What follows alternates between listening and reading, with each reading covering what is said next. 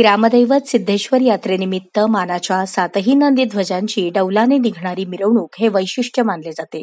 नंदीध्वजांच्या वरच्या बाजूला असलेली खेळणी हे प्रमुख आकर्षणाचे केंद्र आहे. सोनेरी, गुलाबी आदी रंगांचा वापर करून खेळणी तयार करण्याचे काम गणेशारी कुटुंबांकडून सध्या सुरू आहे. हे काम अंतिम टप्प्यात आले आहे. मानाच्या 7ही नंदीध्वजांना आकर्षक सजावट केली जाते. यात सोने चांदीच्या हारड्या, पाटल्या, लोकरीचे घोंगडे, खेळणी आदी साहित्यांचा समावेश आहे. त्याची तयारी अंतिम टप्प्यात आली आहे. ही खेळणी तयार करण्यासाठी कागद, बांबूच्या काठ्यांचा वापर केला जातो. सिद्धेश्वर यात्रेतील मानाच्या पहिल्या, दुसऱ्या, 6व्या आणि 7व्या नंदीध्वजावरील खेळणे तयार करण्याचे काम गणेशारी यांच्याकडून केले जाते.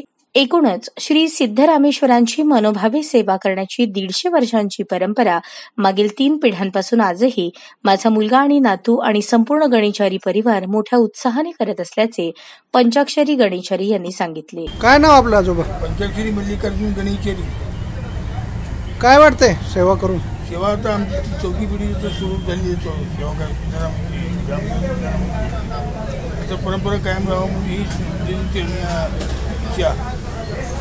कोणकोणत्या प्रकारचे नंदीकोल बनवते आपण? आम्ही म्हणजे उंची कमी जास्त करतो फक्त तिथला मधला.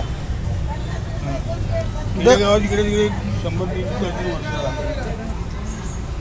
किती वर्षापासून सेवा बजावताय आपण? ते बघ आमची चौथी पिढी.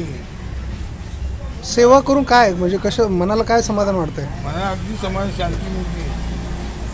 म्हणजे सेवा करायला बी भाग्य लागते ना आम्हाला. ते भाग्य सिद्धरामाने दिलेलं आहे आम्हाला. तुमचा मुलगा करतोय, आता नातू करतोय, काय वाटतंय तुम्हाला? काय वाटतं? मी काय करत नाही सध्याला. बसून बघतो बसत खायचं जेवण बसायचं. मुलगा सचिन करतो, मंदार धर्मराज त्यांनी करतात.